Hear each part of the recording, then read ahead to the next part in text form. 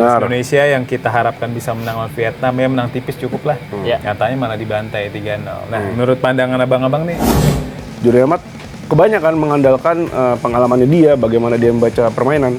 Tapi ketika semalam dia harus mengejar melawan, itu kacau banget. Analisisnya ketika lu ketinggalan 2 gol dan 2 golnya itu gampang, itu harus cepet diubah tuh buat menurut gua. Kalau emang lu mau ganti kiper di saat itu juga, kalau menurut gua nggak masalah karena salah satu kritik ke John Herdman adalah dia tidak membawa penyerang dengan profil yang berbeda ketimbang Jens Slaven dan Michel Bakker. Dua-duanya itu sama gitu. Kalau mau mencoba false nine mungkin bisa naruh Egy di situ. Ya semoga di lawan Singapura nanti fighting spiritnya udah kembali tambah lagi, semangatnya nambah lagi supaya bisa menang kan di situ harus. Timnas Indonesia wajib menang atas Singapura demi lolos ke semifinal Piala AFF 2026. Sekarang yang jadi pertanyaan, sanggupkah Timnas Indonesia menang atas Singapura, tim yang menahan Vietnam 0-0 di laga sebelumnya? Nah, hari ini di podcast Kickoff, gue Ramdan Ibur akan membahas lebih lanjut perihal kans Timnas Indonesia di Piala AFF 2026 bersama 2 jurnalis Okezone, ada Bang Feby Novalius dan juga Bang Wikanto Arengbudoyo. Ya, gimana kabarnya? Kabar sehat, Bu. Kurang sehat karena kan malam kalah. Semalam dapat kabar yang nggak bagus ya. Timnas Benar. Indonesia yang kita harapkan bisa menang lawan Vietnam ya menang tipis cukup lah. Nyatanya malah dibantai 3-0. Nah, menurut pandangan abang-abang nih, apa sih yang bikin Timnas Indonesia nggak bisa berkutik atas Vietnam, tim yang dulunya atau di tahun 2024 sempat kita kalahin 3 kali beruntun ya, walaupun pelatih udah berbeda juga sih. Kalau gua ngelihatnya kemarin itu ada taktiknya John Herdman yang tidak bekerja ya. Maksudnya dia mungkin punya sistem yang sudah dia bangun dari FIFA Matchday Maret kemarin. Entah kenapa di pertandingan lawan Vietnam itu tidak bekerja. Ditambah lagi ada 2 gol cepat dari Vietnam dalam 15 menit pertama yang akhirnya membuat rencananya itu buyar. Terutama gol pertama karena itu adalah sebuah kesalahan yang menurut gua harusnya bisa diselesaikan lah buru-buru gitu. Momennya adalah ketika harusnya Nadeo itu keluar dari sarangnya, setidaknya dia menyergap. Setidaknya kalau dia nyergap, bola tuh nggak akan langsung ditendang sama pemain Vietnam ke tiang dekat. Apalagi posisi dia ngambilnya adalah dia kayak mau nyegat bola kan ke motong bola silang. Tapi itu kelihatan sama pemain Vietnam akhirnya di shoot ke tiang dekat. Itu salah satunya itu yang pertama. Dan yang kedua adalah kelihatan banget timnas Indonesia itu kalau ketemu lawan yang punya kecepatan itu kalah banget. Apalagi dalam beberapa pertandingan kan John Herdman juga memakai sistem garis pertahanan yang tinggi. Sementara back kita yang semalam Jordi Amat, terus Sen Patinama dan Rizky Ridho tidak dikenal punya kecepatan lari yang cepat. Terutama Jordi Amat dalam 2 gol ya. 2 gol pertama itu Jordi Amat telat menutup karena ya mau gimana dia udah usia kan. Walaupun pengalamannya banyak ketika dia main ketika dia dibaju menjadi ball playing defender, dia progresi bola oke. Tapi ketika dia harus mengejar pemain lawan, itu udah ketinggalan banget. Jordi Amat kebanyakan mengandalkan pengalamannya dia, bagaimana dia membaca permainan. Tapi ketika semalam dia harus mengejar melawan, itu kacau banget. Dan menurut gua ya itu aja sih yang bikin kita kalah semalam. Kalau soal Rizky Ridho gimana? Kita tahu kan jadi sorotan ya. Gol pertama juga kan bermula dari kesalahan dia saat kontrol bolanya jauh, akhirnya kerebut sama Nguyen Van Vie, umpan, terobosan akhirnya gol. Terus juga di gol kedua kita tahu umpan terobosan, Nguyen Hai Long kosong tuh di posisinya dia. Semalam Rizky Ridho bermain sebagai bek tengah sebelah kanan. Nah, kita tahu ketika proses gol kedua Vietnam, Rizky Ridho malah lebih dekat dengan kotak penalti Vietnam ya kan. Malah yang lebih dekat ke Nguyen Hai Long malah Tom Hai itu. Kita tahu dia lari kejar dari tengah tapi nggak kejar akhirnya gol. Dan juga di gol ketiga gue inget banget Rizky Ridho yang awalnya ngepres Nguyen Swanson, tapi karena ada pemain Vietnam yang dribble dari tengah, dia malah maju dan ujung-ujungnya Nguyen Swansonnya kosong. Akhirnya diumpan kan sama pemain Vietnam dan gol lagi. Gimana melihat performa Rizky Ridho semalam? Kalau performa Rizky Ridho semalam memang layak dikritik karena dia melakukan beberapa kesalahan, terutama di gol kedua ya di mana dia maju terlalu jauh. Tapi kalau kita lihat di laga sebelumnya di lawan Timor Leste, sisi kanan timnas Indonesia itu memang jelek banget. Beberapa kali Timor Leste itu nyerangnya dari sisi kanan Indonesia, yang mana ketika itu nggak ada Rizky Ridho kan. Waktu itu yang kemana ada Wahyu Prasetyo dan sama-sama dieksploitasi sama Timor Leste. Sementara Vietnam juga sama menyerangnya dari kanan. Mungkin mereka membaca dari pertandingan lawan Timor Leste bahwa di lini kanan Indonesia nih ada sesuatu yang ada sesuatu yang kurang yang bisa diserang. Ada Eliano juga sih itu kan. Dan dia main di 3 match. Nah, di 3 match itu dia main. Kelihatan banget. Ini ini mungkin taktiknya John Hetman atau apa ya, tapi Eliano tuh di lawan Timor Leste itu dia beberapa kali telat menutup. Begitu juga lawan Vietnam dia beberapa kali telat menutup. Tapi gaya dia main di Persib Bandung itu tidak seperti itu. Dia tuh rajin banget naik turun, tutup ke belakang, cover pemain lain.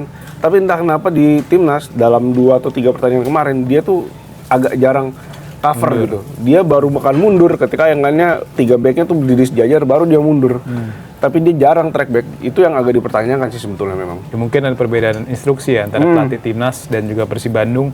Biasanya tuh nutup Rizky Ridho ketika maju biasanya malah dua gelandang double pivot tuh. Iya. Mark Klok sama Ivar Jenner yang agak ke belakang kan buat ngelapisin ketika ya karena kita tahu kan back timnas Indonesia saat ini nalurinya menyerang semua kan. Biasanya main Sandy Walsh, Sen Patinama, mereka sering membantu serangan, yang ngebantu nge-backup ya biasa Mark Klok sama Ivar Jenner.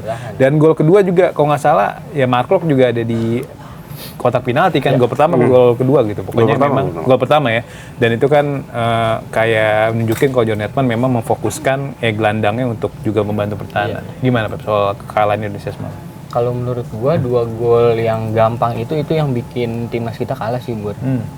Ketika pertandingan lu dapet lawan yang susah terus malah kegolannya gampang tuh, itu mental pemain sih gue yakin banget pasti downnya tuh cepet dan malah jadi kepikiran aduh nanti kalau keserang lagi kegolan lagi nggak, itu udah pasti kayak gitulah pemain-pemain gitu.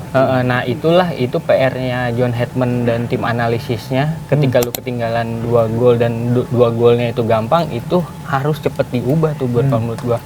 Kalau emang lu mau ganti kiper di saat itu juga kalau menurut gua nggak masalah karena mentalnya Nadio setelah 2 gol itu tuh Nadio tuh kayak down banget gitu. Bukannya kita ngeritik Nadio kualitasnya jelek. Pokoknya selama itu kiper ada di timnas pasti kualitasnya bagus. Cuman pas banget momennya Nadio tuh lagi kurang perform lah di malam itu ya. Jadi kalau tim kepelatihan John Hetman kalau bisa mutusinnya lebih cepet aja tuh menurut gua supaya pemain lain tuh konsentrasinya karena udah ketinggalan konsentrasinya bisa lebih nyerang, bisa lebih bertahan dan nggak mikirin penjaga gawang sih kalau kata gua semalam ya. Dan ya itu ketika bener kata Arung ya ada taktikalnya John Hetman kayaknya kurang berjalan di pertandingan itu. Dan ditambah lagi itu golnya tuh gampang banget. Itu yang bikin pemain-pemain down. Terus kalau emang yang gol kedua tuh itu prosesnya emang lagi nyerang dan posisinya nyerangnya lagi dari kanan cuman kena potong sama pemain belakangnya Vietnam terupas ke wingnya kan cepet banget. Dan kalau gue sih nyorotinnya ini sih kenapa John Hetman lebih milih Jordi Amat dibanding Sandy Walsh sih yang main. Ya itu pertimbangannya mungkin banyak ya. Tapi kalau menurut gue harusnya Sandy Walsh sih yang main di situ. Dan kelihatan kan Sandy Walsh kayaknya ini deh nggak fit. Jadi ketika pemain-pemain timnas pemanasan Sandy Walsh tetap duduk tuh. Makanya dia masuk DSP karena nggak ada pilihan lain lagi. Jadi tetap 23 pemain karena Marcelino absen, Justin Hubner absen. Tapi ya emang harus diakuin sih emang taktikal si Vietnam lebih bagus ya pemainnya lebih siap, taktikalnya lebih bagus dari John Hetman dan ini jadi pelajaran buat John Hetman ya. Jadi kalau menurut gua lu nggak apa-apa mendingan kalah sekarang sih daripada kalah di final sih kalau menurut gua. Nah yang kalah sekarang ya di final lu bisa memperbaiki dan ya gue yakin kita Piala AFF bisa menang dan finalnya bakal ketemu Vietnam lagi. Dan John Hetman juga udah mengakui juga di sesi konversi pers dia bilang Indonesia memang kalah taktik dari Vietnam. Dan kita tahu kan John Hetman juga di 4 laga, maksudnya pokoknya di 4 laga sebelum Piala AFF termasuk juga 2 laga lawan Timor Leste dan Kamboja. Pendekatannya memang menyerang ya, dan dia juga pengen menunjukkan ciri identitas timnas Indonesia tuh ya sepak bola menyerang. Dan ya kita tahu ketika di FIFA Matchday lu bisa nyerang, tapi kan lu ingat di pertahanan ada Kevin Dix, ada Elkan Bagot, walaupun Jayjes nggak main lawan Oman dan Mozambik, tapi paling nggak ada 2 nama ini nih. Nah ini kan situasi berbeda di AFF sekarang, nggak ada nama-nama ini. Ketika lo dapet counter attack serangan balik ya kelar lah dengan kualitas permainan atau kualitas pemain yang ada di squad timnas saat ini, maksudnya yang levelnya nggak sebagus di FIFA Matchday kemarin kan.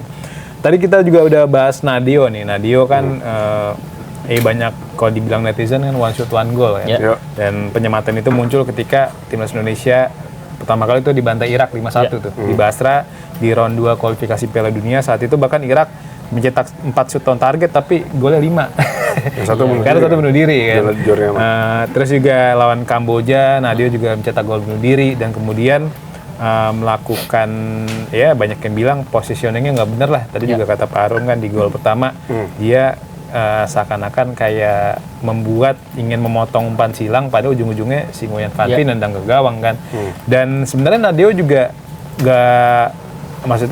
nggak selalu terus-terusan tampil jelek di laga semalam. Dia beberapa kali juga melakukan positioning yang tepat tuh ketika Nguyen Swanson 1 lawan 1 sama dia nutupnya bagus, akhir tendangannya ketinggian kan walaupun offset. Terus juga ada peluang Nguyen Swanson juga nendang dari jarak dekat terus ditepis oleh Nadio. Nah, untuk di match selanjutnya seperti apa nih? Menurut lu layak gak Nadio dipertahankan sebagai kiper utama atau ya Cahaya Supriyadi lah dicoba karena di laga lawan Timor Leste Cahaya main bagus kan? Ya. Jadi gue sempet ngobrol sama salah satu kiper lah teman gue, Dito namanya ini. Gue nanya lah, menurut lu posisinya Nadio tuh, dia kan sebagai kiper, posisi Nadio pas nggak sih kata dia. Cuman dia balasnya gini, di pertandingan sepak bola pasti ketika kiper yang salah diinget terus tuh kesalahan kiper sorotannya banyak. Pasti. Cuman ya kalau kata dia ya ini pertandingan timnas kata dia. Ya mungkin posisinya Nadio itu lagi demam panggung atau lagi apa gitu padahal di sesi latihannya dia bagus. Makanya dia bisa kepilih sama pelatih kipernya buat jadi penjaga utama timnas kita. Ya emang di malam itu ya lagi-lagi emang performa Nadio emang lagi kurang bagus lah. Dan kalau kata dia gini, dan harus dilihat juga nih support system di dalam internal timnasnya gimana tuh.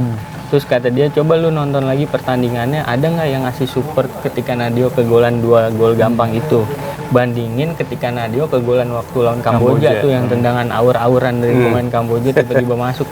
Di situ ada support tuh ada Michael Baker sama satu lagi siapa gitu.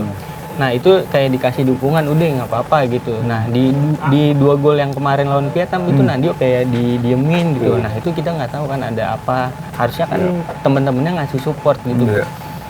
Karena kan ini ya lu sekarang udah main bela timnas, pakai baju timnas ya. Mana ada sih sekarang pemain yang pengen main jelek terus nggak pengen main bagus gitu apalagi di hadapan pendukung sendiri kan. Ya pasti Nadio juga pengen gitu, cuman ya emang lagi kurang bagus aja di malam itu. Jadi kita gue pribadi emang kecewa lah gitu lihat Nadio mainnya kayak gitu. Pasti penonton lain juga agak kecewa, tapi setelah ini maksud gue setelah match selesai ya udah kita harus support lagi si Nadionya supaya Nadio ini bangkit. Karena ini loh Nadio tuh salah satu kiper aset Indonesia yang bagus. Sekarang mana lagi coba yang bagus ya, ada Teja Pakualam, cuman kan ya kita nggak tahu kenapa John Hetman nggak pakai dia. Cuman sekarang kan ada Nadio, ada Riyandi, ada Cahya di situ. Kiper terbaik Super League gitu kan. Kiper terbaik kan? kiper terbaik Super League, dan itu harus kita dukung. Dan kalau menurut gua ketika lawan Singapura nanti ya gua berharap sih Nadio dikasih kesempatan lagi. Dan Nadio lu harus bisa nunjukin supaya bisa lebih main bagus lagi. Dan Nadio juga sempat jadi pahlawan kan ketika timnas Indonesia lawan Singapura di semifinal Piala AFF 2020. Saat itu dia nahan penaltinya Faris Ramli Faris Ramli. Dan itu viral banget kan. Itu kalau itu gol kelar Indonesia, tapi Nadio bisa nepis penaltinya dan ada provokasi dari Asnawi saat itu ke Faris Ramli. Ujung-ujungnya timnas Indonesia lolos ke final. Harapannya Nadio bisa bangkit lagi ketika melawan Singapura ya. Gimana Pak soal Nadio? Kalau laga semalam kesalahannya Nadio ya cuma satu di gol yang pertama doang. Di gol yang kedua one shot one goal ya dalam posisi 1 lawan 1. Siapapun kiper bisa dibobol, Manuel Neuer aja bisa bobol 1 lawan 1 kan. Apalagi seorang Nadio gitu. Jadi menurut gua kesalahannya Nadio semalamnya cuma gol pertama aja. Gol kedua murni kesalahan koordinasi di lini belakang, dan juga gol ketiga ya 1 lawan 1 juga kan. Udah susah lah posisinya. Dan tadi kan kata Abur bilang ada satu momen di mana Nadio bisa nutup si Nguyen Swanson dengan bagus sehingga dia ngambil bolanya tendangannya ke langit gitu kan. Dan itu menunjukkan bahwa memang Nadio punya kualitas. Kesalahan memang kalau kiper dalam satu pertandingan akan selalu diingat, dan juga satu kesalahan kiper memang bisa berakibat gol. Jadi ya yang akan diingat ya memang kesalahannya. Momen penyelamatan Nadio kan kalau nggak salah semalam itu ada 6 shoot on target dari Vietnam. 3 diselamatin Nadio, 3 jadi gol gitu. Dan 3-3-nya ini menurut gua 2 penyelamatannya bagus, yang 1 penyelamatan rutin lah. Karena jarak jauh kan tendangannya. Dan 2 penyelamatan itu membuktikan bahwa Nadio bisa menebus kesalahan yang ada dia setidaknya di pertandingan itu gitu. Jadi menurut gue ya kalau misalnya di pertandingan lawan Singapura untuk membangkitkan kepercayaan dirinya lagi mungkin Nadeo harus dipasang. Tapi kalau misalnya John Hetman mempertimbangkan lain mau mainin Cahya kayaknya kalau menurut gue agak kurang ya. Mungkin bisa mencoba Muhammad Riyandi. Karena Cahya lawannya Timor Leste, mau gimana juga Timor Leste nggak banyak ngasih serangan kan kemarin. Jadi Cahya belum teruji lebih banget banyak lah. passingnya daripada Lebih banyak passingnya daripada bener. Ya. Jadi menurut gua kalau mau pertahankan aja Nadeo nggak apa-apa. Tapi kalau mau rotasi ya, nah mungkin Cahya bisa dicoba atau ya nyoba Riyandi lah kasih menit bermain. Karena cuma tinggal Riyandi kan yang belum main. Karena Marcelino katanya udah habis sampai akhir AFF kan. Pasti cedera ya. Pasti cedera. Nah, itu Nadeo berarti kans main masih ada. Nah, selain Nadeo kira-kira ada pemain yang ini nggak?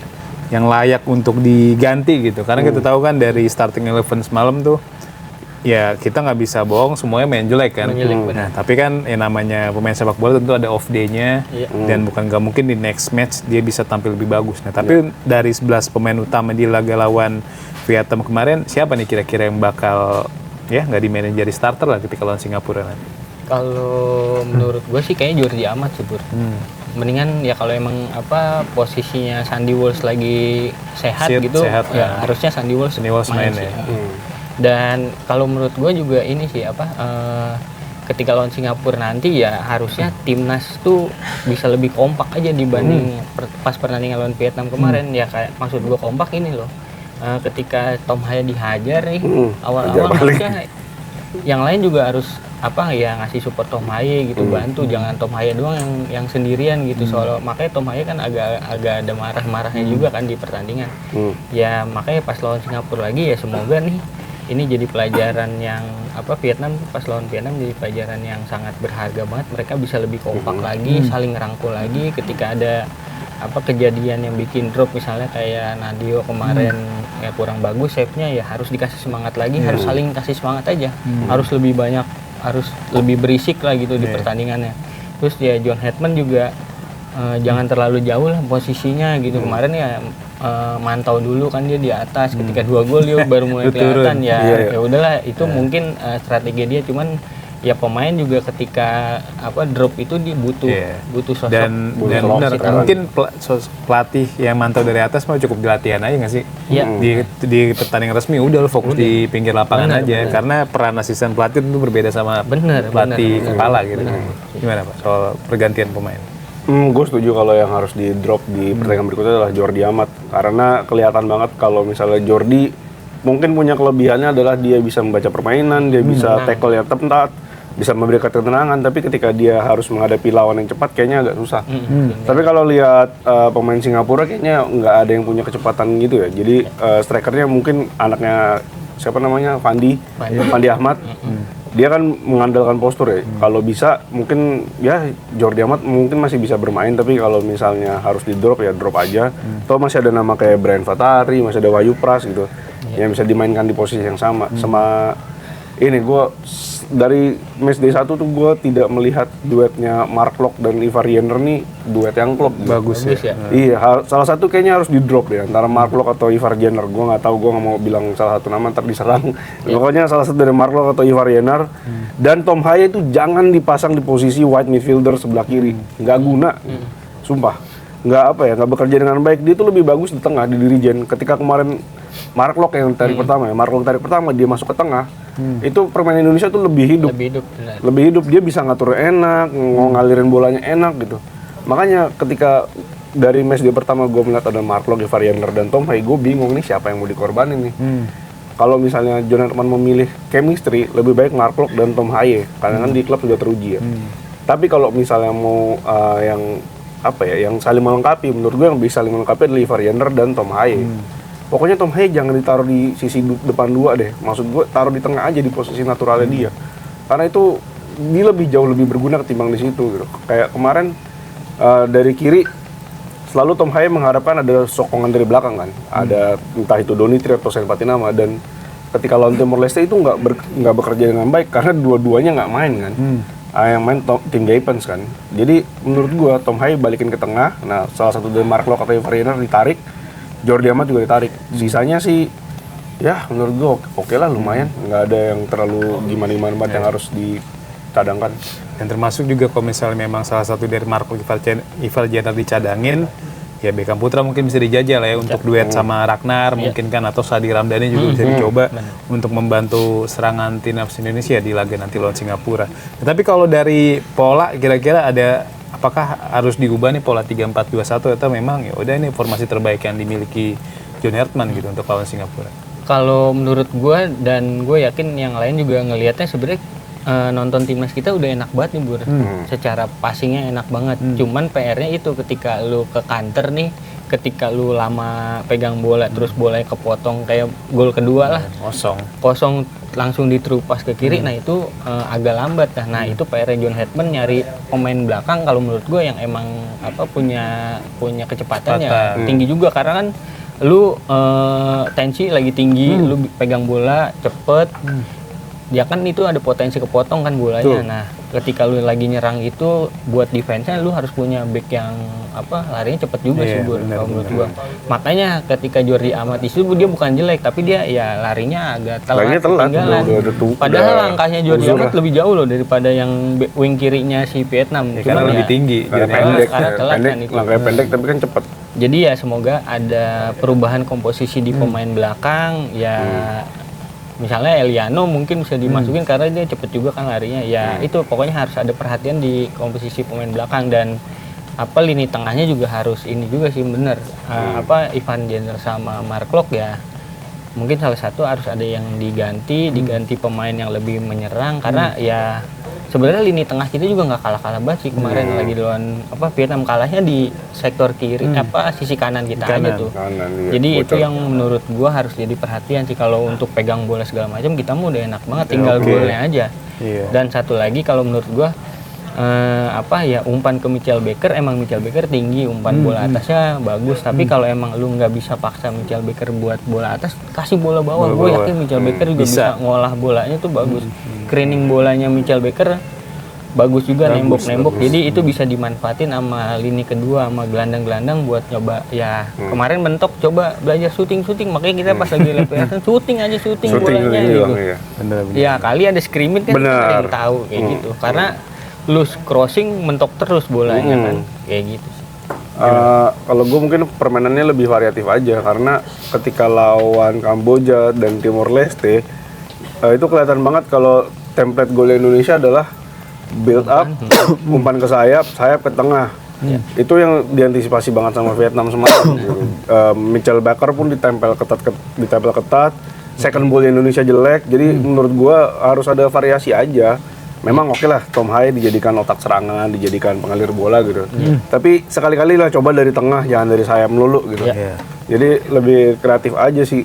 Dan juga kalau Mitchell Baker sudah tidak bekerja ya taruhlah 60 menit gitu. 60 menit dia udah kelihatan nggak bisa ngapa-ngapain, ganti aja. Tapi sayangnya striker yang ada itu pelapisnya cuma Jens Raven yang setipe sama Mitchell Baker. Jadi salah satu kritik ke John Hertman adalah dia tidak membawa penyerang dengan profil yang berbeda ketimbang Jens Raven dan Mitchell Baker. Dua-duanya itu sama gitu. Kalau mau mencoba false nine mungkin bisa naruh Egy di situ. Jadi bisa lebih muter bolanya lebih enak. Yang punya sumber golnya kan nggak cuma satu gitu. Ada Egy, ada misalnya Beckham, ada Ragnar gitu. Jadi menurut gue lebih variatif aja untuk lawan Singapura, karena kayaknya udah kebaca sih template John Hertman tuh. Jadi Vietnam tuh udah bener-bener ini kayak gini mainnya gitu. Sampai ke pemanasannya ditontonin. Ditontonin dekat. Ngeri banget tuh Vietnam.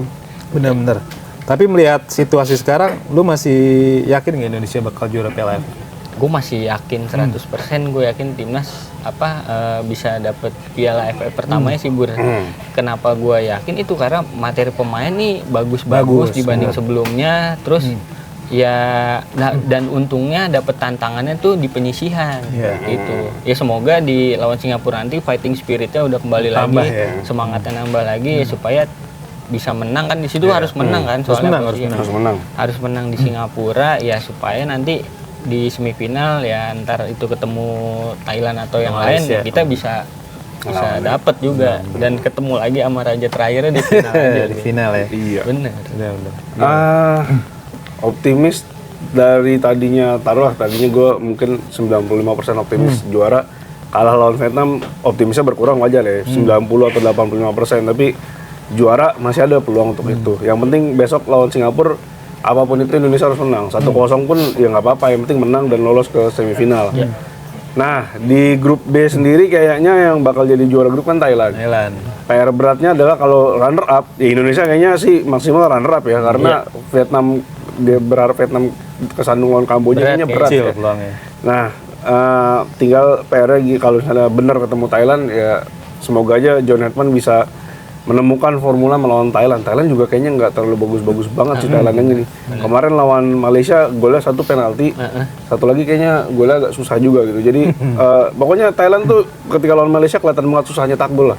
Jadi menurut gua ya masih ada peluang untuk revenge lawan Vietnam di final. Jangan lupa Malaysia pernah kalah sama kita 5-1 di 2010 di yang pertama.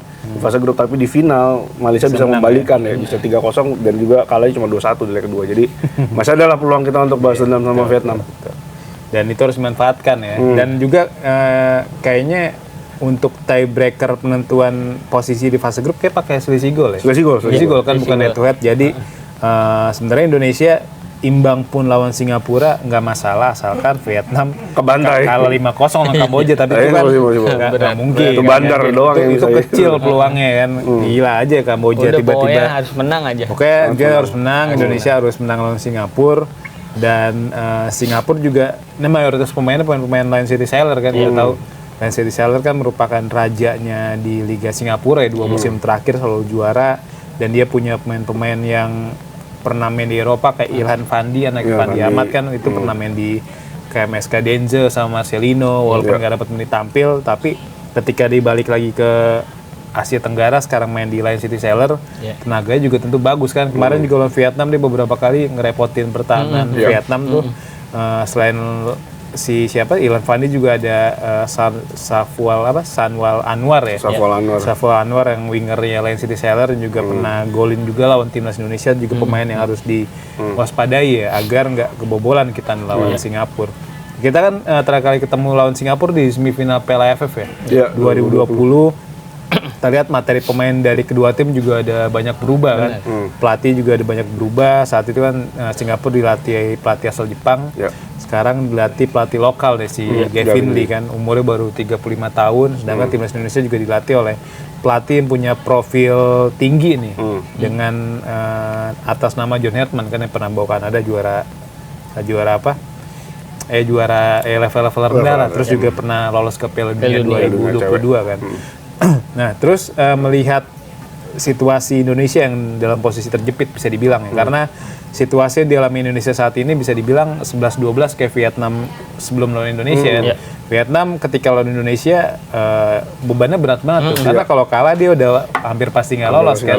Karena kalau kalah Indonesia lolos ke semifinal, Vietnamnya harus berharap Indonesia kalah ngalahin Singapura kan, itu kecil juga kan saya kan, tapi ujung-ujungnya Vietnam bisa bounce back, bisa ngalahin Indonesia dan akhirnya Indonesia sekarang berbalik nih dalam kondisi terjepit. Nah, kansnya gimana Indonesia di laga lawan Singapura nanti?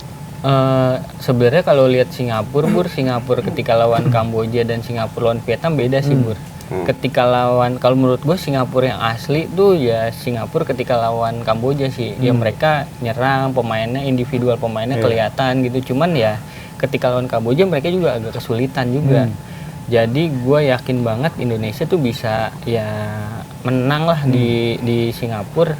Ya karena itu kalau menurut gue pemainnya juga nggak terlalu istimewa banget. Cuman pas lagi lawan Vietnam kenapa dia bisa nahan ya emang dia mainnya agak bertahan kan. Walaupun ya dia ada shoot on goalnya juga, ada sesekali nyerang lah gitu. Tapi ya ketika ya Vietnam berarti kesusahan ketika ketemu tim yang bertahan tuh. Tapi ketika ketemu tim yang menyerang dia malah Indonesia malah demen dia yang gitu. Nah, berarti ya peluang Indonesia bisa menguasai bola dulu nih. Ya sangat besar kansnya di situ dan malah bisa sampai 70% kali menurut gua, prediksi gua. Jadi tinggal golinnya aja nih. Tinggal apa ya kata Arun tadi, harus lebih kreatif, harus lebih cari cara. Yang penting gimana caranya bisa golin lawan Singapura. Itu Indonesia mungkin kuncinya itu harus cetak gol cepat mungkin. Kalau kita bisa mencetak gol cepat lawan Singapura pasti berantakan tuh. Strategi dia yang pengen defense pasti jadi menyerang kan, karena dia butuh minimal hasil imbang kan.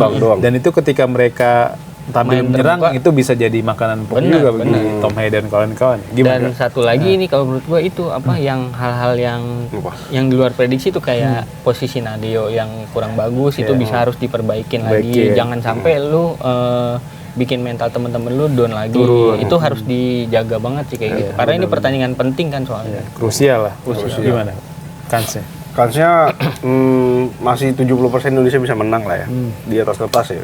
Singapura bukan lawan yang sebetulnya susah-susah banget ditaklukkan, walaupun kadang di atas lapangan hasilnya berbeda karena kalau nggak salah kita terakhir menang tuh agak susah juga kan, butuh extra time kan lawan Singapura. Terus sebelum itu kita ketemu 2018 kalah kan di Singapura 1-0. Jadi ya yang penting kesalahan waktu lawan Vietnam itu betul-betul diperbaiki, dan juga John Hedman bisa merancang plan B lah. Kelihatan banget ketika plan A-nya nggak jalan, John Hedman juga kayak buntu gitu, plan B-nya apa gitu. Jadi ya yang penting memperbaiki kesalahan yang kemarin, punya plan B, dan juga mungkin kalau untuk lini belakang harus ditunjuk orang yang bisa ngasih komando. Kayaknya kelihatan kemarin tuh nggak ada orang yang bisa ngasih komando ya di belakang. Nggak ada yang mimpin. Nggak ada yang mimpin ya. Jordi Amat kayaknya ini karena nggak pakai ban kapten. Karena ban kapten jadi nggak pede ya. Karena ban kaptennya diri Dorido kelihatan kayak kalem-kalem gitu. Nggak ada yang nggak ada yang vokal dan banyak bacot kayak gitu. Jadi ya agak susah juga gitu. Jadi ya kayak gitu-gitulah yang harus diperbaiki. Bener. Dan itu jadi PR lah bagi John Hedman gimana nyiapin banyak formula, karena kita tahu di setiap pertandingan tuh banyak tantangan ya. Kayak harapannya nanti timnas Indonesia bisa menang lawan Singapura demi lolos ke semifinal ya. Mau lawan Thailand, Malaysia hajar aja. Dengan komposisi pemain saat ini sih pede ya. Sekarang juga tinggal Ragnar Orotangun nih, harapannya juga ball feelingnya makin oke kan. Lawan Timor Leste udah bikin assist, lawan Vietnam starter, lawan Singapura tentunya harus lebih bagus lagi. Harapan bisa golin. Oke deh Pak, makasih banyak nih kita udah bahas timnas Indonesia hari ini. Nanti next episode kita bahas soal Persib Bandung kali ya. Oke deh, Bang Feby, Bang Arung, makasih banyak atas waktunya. Oke, Okezoners, terima kasih banyak udah nongkrong kita di Kick Off hari ini. Sampai jumpa di podcast Kick Off selanjutnya.